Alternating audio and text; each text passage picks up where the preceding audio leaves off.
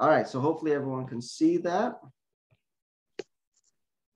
So when we talk about death, what I really want to talk about is, okay, what is actually happening when you die, right? For instance, if you've gone to a funeral, like an open casket funeral, at least with me, I look at the person and it looks like they're sleeping, right? It looks like it's just, like you just kind of push them, like, wake up, but what's the difference then between a person that's alive 1 second, right? Because I've, unfortunately, as a pastor, I've seen people die, right? In the hospitals and things like that. But what exactly happens, from that 1 second that the person's alive and then suddenly the person's dead? Like, what exactly is happening? To understand that, we have to understand what a person is, what makes up a person. And I think we've talked a little bit about this, but we'll redo it if we have. But in Genesis 2, we get the equation of life, all right? So Genesis 2, it explains what a human being is. And this is when God created man. This is what it says, Genesis 2, verse 7. And the Lord God formed man out of the dust of the ground. So that's the physical part, right? The stuff you can touch. And he breathed into his nostrils the breath of life. So that's, I always call that like the spark of life, or that thing that we can't explain, that scientists can't recreate, right? We know scientists can manipulate life, duplicate life, splice life, but they've never been able to take something that is completely inert, right? Like molecules, chemicals, or whatever, and turn it into something living. And the reason why is because of this, that life comes from God, right? God breathed, so transferred something of himself into that mass, that physical stuff. It's called the breath of life. That same breath is actually the same word for spirit. It's the word pneuma or pneuma. So he literally breathes in the spirit into this ball of mud, right? This shape of mud. And man became a living being. That word being can also be translated as soul, all right? So really we have three parts to us. We have the physical body, the flesh, right? That was the dirt, the mud or clay, whatever you want to call it. The spirit, that's that connection to God. That's that life force or that spark, right? That is there 1 second and then gone, right? And suddenly it's dead, right? And then the soul is really the mind or the psyche, the character of the person. It's that thing that also doesn't, you can't touch it, right? It's not physical. And really it's what's created when the physical body is connected to the spirit, right? So when that physical body has that spark of life, suddenly we think, right? That famous saying, what is it? I think, therefore I am, something like that. Well, I forgot what it is now. I can't remember, but basically you think, right? That's what separates us from, a rock or things like that. So that's our mind, or that's our psyche. So when we talk about death, we're gonna talk about it from these three separate points. So for instance, what physically happens to us when we die? What spiritually happens to us when we die? And then finally, what happens to us mentally when we die? All right, here comes my parents. All right, so we're going to look at death based on these three things here, all right? The flesh, the spirit, and the soul. All right, so let's start with the flesh. Super, this one's the easiest out of all three. All right, Genesis chapter 3. It only takes 3 chapters for us to screw up, right? So God creates this, and within 3 chapters, we've already sinned and we're already dying. And this is the curse or the consequences of sin, death, to us, all right? And this is what God says to Adam. In the sweat of your face you shall eat bread till you return to the ground. Because remember, Adam was created from the ground, right? God used dirt from the ground to shape and then breathe life into this being. So he says, you know, you're going to struggle your whole life. You're going to sweat your whole life. It's going to be hard. And then you're going to go back to the ground. For out of it you were taken, for dust you are, and to dust you shall return. So when I do a funeral, this is always part of that prayer, right? From dust to dust, ashes to ashes. It's one of those kind of signature prayers when you do a funeral. And this is obvious. We know this. For instance, if I won't say let's take a person. If a person dies, if you don't bury them, if you just leave it out there, they get eaten out and they turn back into dirt, right?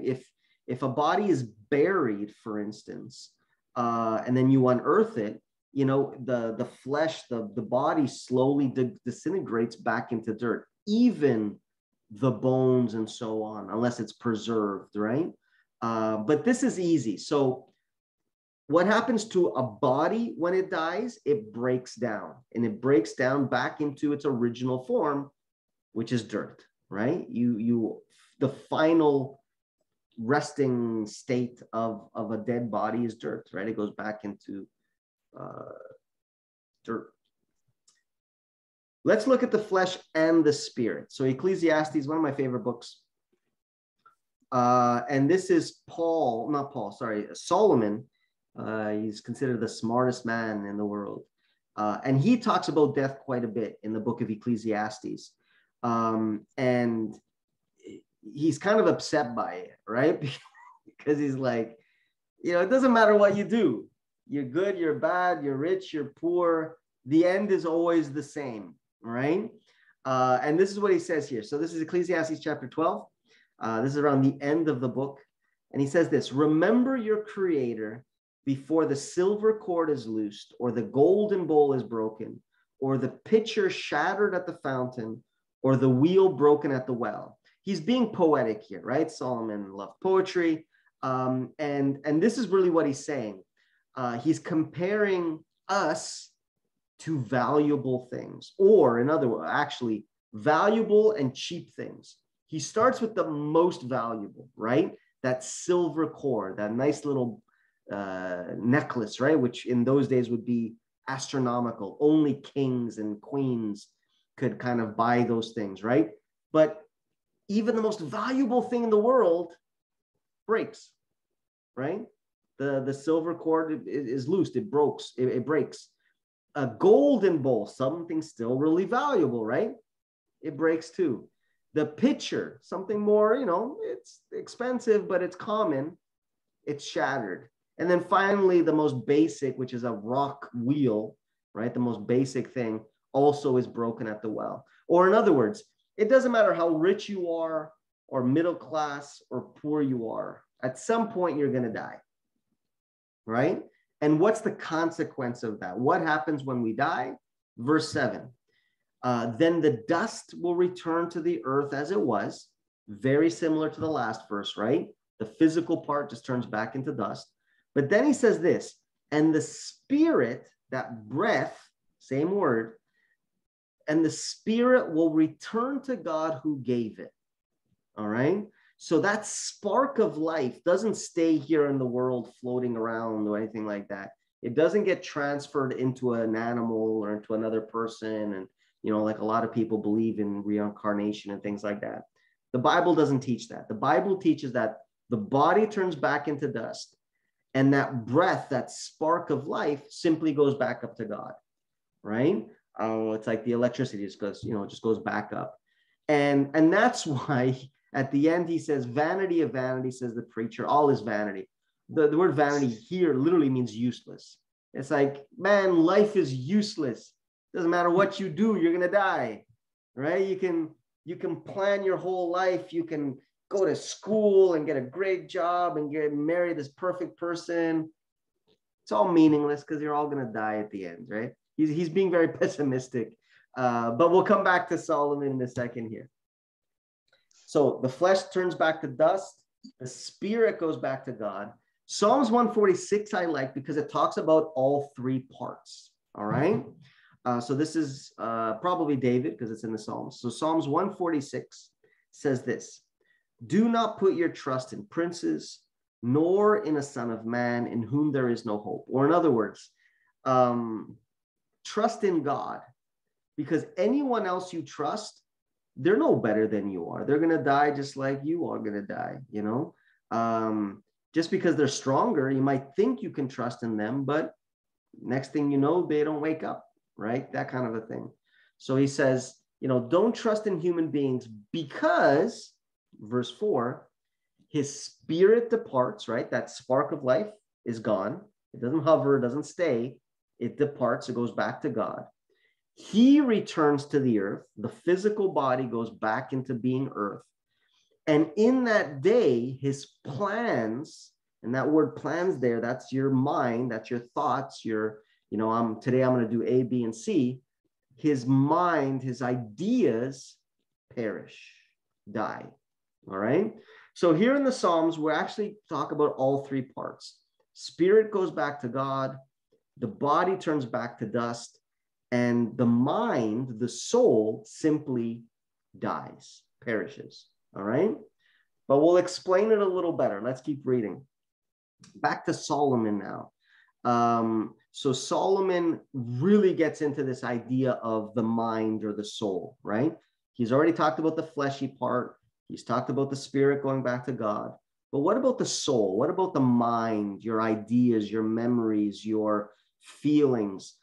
This is important because if you've ever seen a horror movie, especially like a haunted house movie, it's always the same storyline.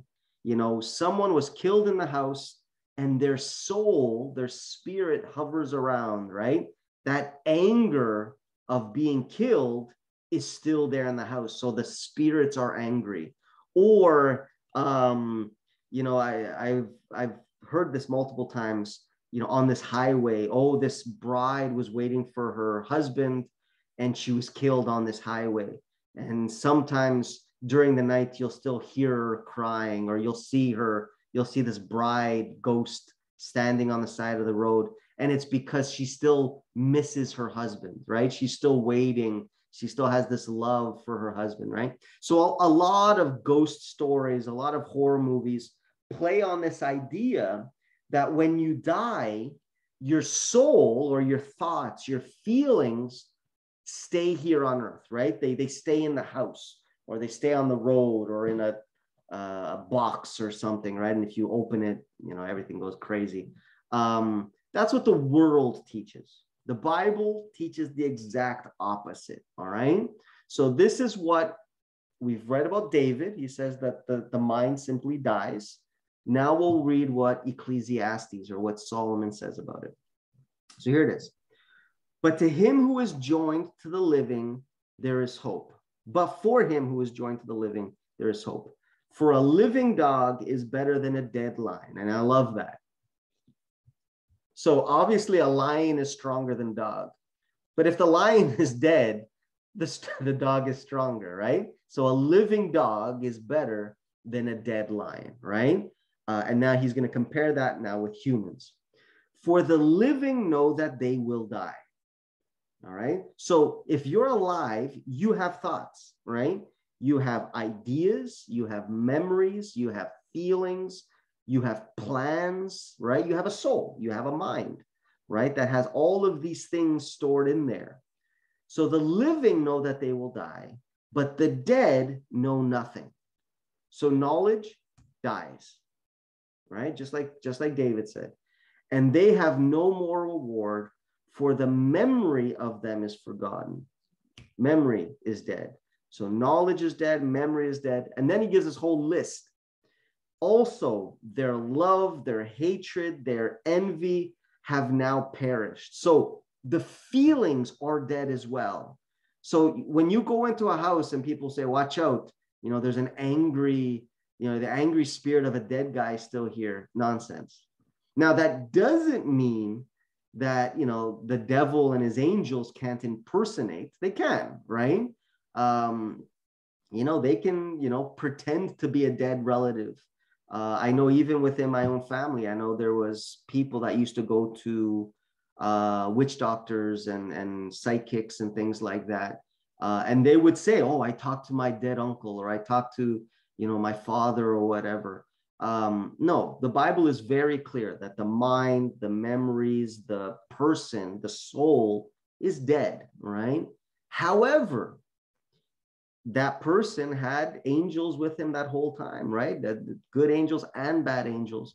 So that bad angel knows everything about him, knows how to talk like him, knows how to act like him.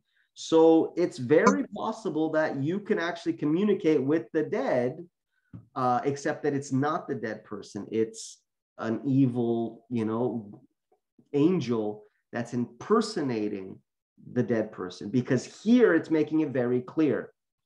The knowledge of the person is dead. The memory of the person is dead. The feelings of the person is dead. Nevermore will they have a share in anything done under the sun. They're gone, right? There isn't this soul floating around that you can communicate with. According to the Bible, very, very clear. The body goes back to dirt.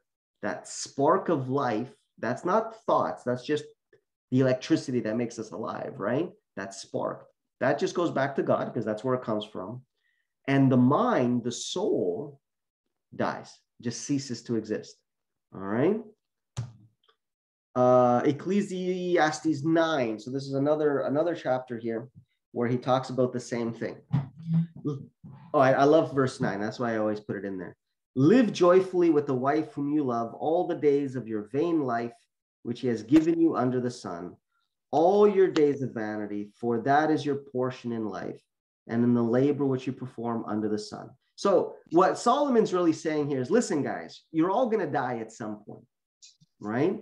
Yes, you can work every day of your life and make tons of money, but if you die before you get to use that money, you're an idiot, right? Like at some point, live your life, right? Live joyfully with what you have, with your spouse, with your, whatever you're living, enjoy what you have, because before you know it, you're dead. And what happens when you die? Verse 10, whatever your hand finds to do, do it with all your might, for there is no work or device or knowledge or wisdom in the grave where you are going. So Solomon can't stress this enough. When you die, you don't think anymore. You don't plan anymore. You don't have feelings anymore. You're not going to communicate with anyone anymore. So this idea of the ghost and talking to, all of that is non-biblical, all right? If it does happen, it's not the person you're talking to. You're going to be talking to the devil's angels, right? Who are impersonating that person, because the Bible makes it very, very clear. When you die, all of that mind, soul stuff, the thought, the ideas, the plans, feelings, all of that simply is gone. It just dies. Matthew 10. This is one that confuses a lot of people. They usually think we're talking about the devil here, but we're actually talking about God here. This is important because a lot of people, again, I think we spoke about a little bit about this last week about hell, right? The idea that maybe the soul stays alive. The body dies, but the soul burns in hell or whatever. And we know that's not the case. And a lot of it is because of this verse here. So Matthew 10, verse 28, do not fear those who kill the body, but cannot kill the soul, but rather fear him. And you notice that it's a big H, right? So it's talking about God, who is able to destroy both soul and body in hell, right? Or in other words, when you die, your soul dies just like your body dies, right? Your soul doesn't hover around. It doesn't stay alive somewhere communicating with psychics or whatever it is. Your soul is just as dead as the body is. All right. What this verse is really saying, by the way, is, and this was really written because of persecution. And he says, there's going to be times where you're going to be persecuted because of me, right? They're going to want to kill you because of me. in the same way that they want to kill me because of me, right? Jesus. So he's like, listen, don't be afraid of them, because the worst a human being can do to you is kill the body, right? They can stab you or hang you or shoot you or whatever it is. But they can't kill who you are, your soul, right? Because that is with God, right? God remembers you. Because when we get into Revelation and we talk about the resurrection and so on, I think we've talked about it a little bit already. But in the resurrection, God will take who you were, right? That mind, that soul, even though it's dead, he'll put it back into a new body. All right. So in the resurrection, for instance, the Bible talks about how the graves will be opened and we'll have new bodies, right? So the old body is destroyed, but God is going to give us a new body. But he's got to fill that, right? When he puts that breath of life again, he's got to put a mind in there, right? He's got to put a soul in there. He's not going to make a new soul. He's going to use who you were. So that same mind that you were when you died, that exact same mind is going to be put into that new body. And that's why he says, don't be afraid of a person who can only kill the body. Be afraid of judgment day, because if you're not with God, it won't just be the body or whatever that dies. Everything will die, right? The whole body, soul, mind, everything will be eternally destroyed. So that's the warning that really God is saying here. Okay. And Matthew 10, I believe that's accurate. Verse 20, the soul who sins shall die. No, I don't think that's Matthew. Well, you can look this up yourself. The soul who sins shall die. The son shall not bear the guilt of his father, nor the father bear the guilt of the son. The righteousness of the righteous shall be upon himself, and the wickedness of the wicked shall be upon himself.